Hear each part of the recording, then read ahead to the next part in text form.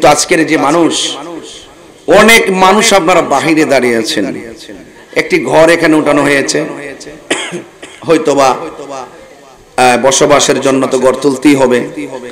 মাহফিলটা একটু এল সিস্টেম হয়েছে, পিছনে জায়গা থাকলেও ঢোকার মতন কোনো পরিবেশ নাই।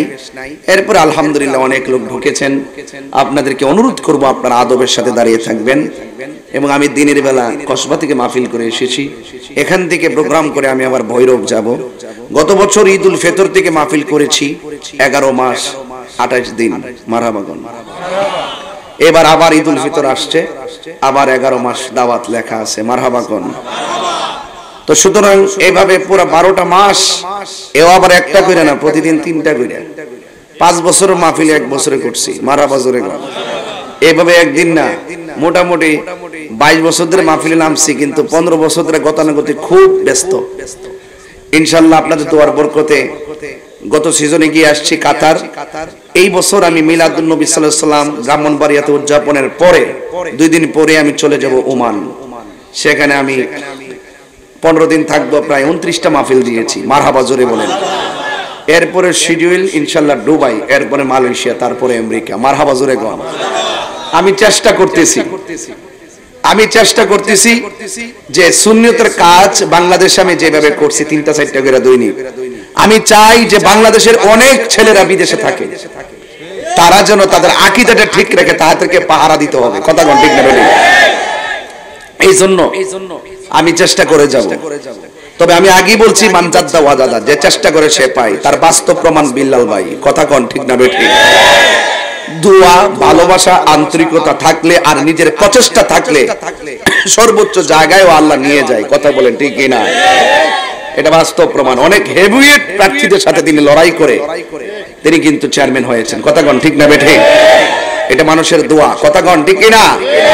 এজন্য আমি যে বিদেশের কথা কইছি, আবার মনে করেন যে আমি অহংকার করে কইছি, না ভাই, অহংকার না, এই অহংকার আমি করি না। আমি তৃণমূল থেকে বেড়ে ওঠা সন্তান, আমি আপনাদের ভাই, আপনাদের সন্তান। আমি চাই যেখানেই যাই আশুগঞ্জের মানুষের প্রতি আমার একটা ভালোবাসা আছে না নাই? আরো জোরে আছে না নাই?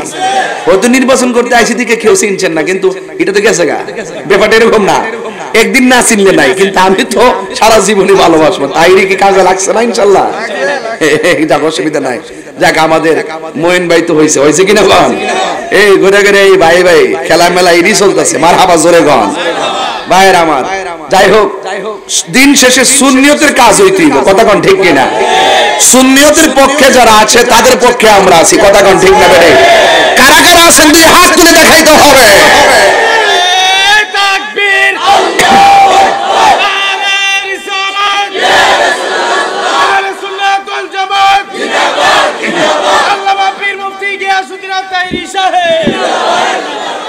ভাইয়েরা আমার কথায় কেউ রাজনৈতিক গন্ধ খুঁজবেন না। আমি খুব সাদা সিধে মানুষ, দিনকে দিন বলি, রাতকে রাত বলি, টাকার কাছে ইমান বিক্রি করি না, কথা কোন ঠিক কিনা?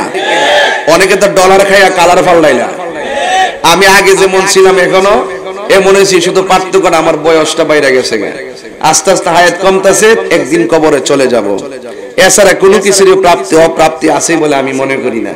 আমি যে ভালোবাসা আপনাদের পেয়েছি, আমি সবসময় ধারণ করি, জিন্দা থাকলে নিন্দা হবেই, প্রশংসা হবে স্মরণ সবাই। এমন কাজ করে যেতে চাই, দুনিয়া থেকে চলে গেলেও যেন মানুষের দোয়া করে, কথা বলেন ঠিক না বেঠিক? আরে শুনেন, বান্দা তো বান্দাই, বান্দা সৃষ্টির শ্রেষ্ঠ, বান্দা পশুর চাইতে আবার নিকৃষ্ট। এটা আমার কথা নয়, এটা মোল্লার কথা নয়, এটা একজনের কথা। জোরে কোন তিনি কে? তিনি ওয়াহিদ না, তিনি আহাদ, কথা কোন ঠিক কিনা? আমার দেশের মোল্লারা তো আহাদও বুঝে না, ওয়াহিদও বুঝে না। এই জন্য কয় মাজারে গিয়ে আমরা সেজদা মারি, কথা কোন ঠিক না বেটি? এরা জানে না আমাদের আকীদার দূর কতটুকু। আমরা এত পাগল না যে আমরা আল্লাহর সাথে শরীক করবো। আমরা ওলি আল্লাহর উসিলায় আল্লাহর কাছে কিছু চাই, কথা কোন ঠিক না বেটি? ভাইরা আমার, আমি বলছিলাম এক বান্দা কবর গেলে জাহান্নামের হাওয়া ঢুকে তারা তাপ দিবে। এই হাওয়াটা হলো পৃথিবীর আগুনের চাইতে 70 গুণ তাপ। কবরে তার তাপ দিবে আর সে আগুনে জ্বলবে। আরেক প্রকার বান্দা আছে, কবরে যাওয়ার পরে আল্লাহ পাক তার পিঠের নিচে জান্নাতের গালিচা বিছাইয়া দিবে। এই লোকটা জান্নাতের গালিচা পাইয়া ভাইজান একবারে কিয়ামত পর্যন্ত ঘুমায়ে থাকবে। ইসরাফিল আলাইহিস সালাম যখন সিংহে ফু দিবে, সে বলবে আরে এইমাত্র ঘুমাইলাম, কেডারে ঘুমটা ভাঙছে। আসলে কি একদিন ঘুমাইছে নাকি কয়েক হাজার কোটি বছর? এটা তো হিসাব দিতাম পারতাম না, কারণ কিয়ামত কোন দিন এটা তো আমরা জানি না। তো সুতরাং যখনই হবে সে বলবে আহারে কেডারে আমার ঘুম থেকে জাগ্রত করছে। এটার চাইতো আরো কিছু বান্দা আছে মাস্তান, ওরা কবরে গিয়ে ঘুমাইবো, আবার একটু পরে উঠবো, উঠতে আবার নামাজ পড়বো, কোরআন তেলাওয়াত করব। আল্লাহ কইতাছে আমি তাদের জন্য জান্নাত থেকে খাবারও পাঠাবো। এই যুবক, শুধু খাবারও পাঠাবে না, ওই বান্দারা যেখানে খুশি সেখানে রুহানি ভাবে ভ্রমণ করতে পারে। যেই বান্দা পুড়তাছে কবরে হিডো বান্দা, যেই বান্দা ঘুমাইতেছে হিডো বান্দা, আর যেই বান্দা কবরে যায় আবার ঘুরতাছে, খাইতাছে, সালাম ফিরতাছে, আরে বাপ রে প্রেমের খেলা খেলতাছে, হিডো তো বান্দা। এখন তাহলে বোঝা যায় বান্দার মধ্যে ক্লাস আছে, মানে হইলো বান্দা থেকে বন্ধু হওয়ার সুযোগ আছে। যদি আপনার দিল ঠিক থাকে, কি ঠিক থাকে? দিল যদি ঠিক থাকে কবরে যাওয়ার পরে লাশ পচবে না। আর দিল যদি ঠিক না থাকে বাস পচার আগে আপনার লাশ পচে যাবে। দলিলে পেয়েছি আল্লাহ পাক কাহারো চেহারার দিকে তাকায় না, আল্লাহ পাক কাহারো ড্রেসের দিকে তাকায় না, আল্লাহ পাক তাকায় বান্দার অন্তরের দিকে। কথা কোন ঠিক না বেঠিক? তাহলে দিলটা যদি ঠিক থাকে দেহটা ঠিক থাকবো। তো দেহকে ঠিক রাখার জন্য আপেল খাইলেন, মালটা খাইলেন, আমি তো আবার আপেল খাই না, হালাল আছে এরপর আমি খাই না।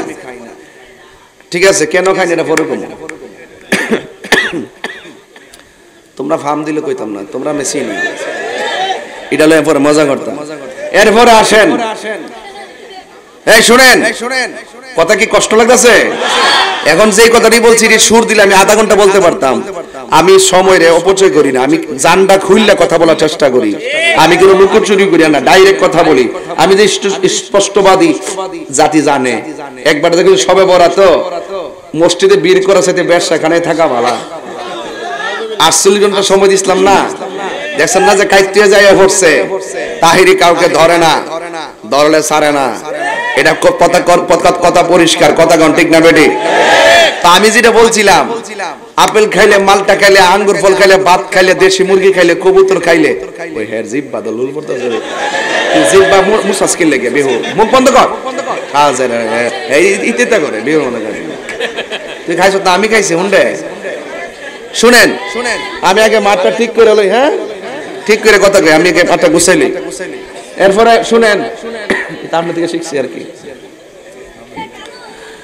ওই আপেল খাইলে, মালটা খাইলে, কবুতর খাইলে, দেশি মুরগি খাইলে শরীরের মধ্যে জোর হয়, কথা কন্যা কি লাগে।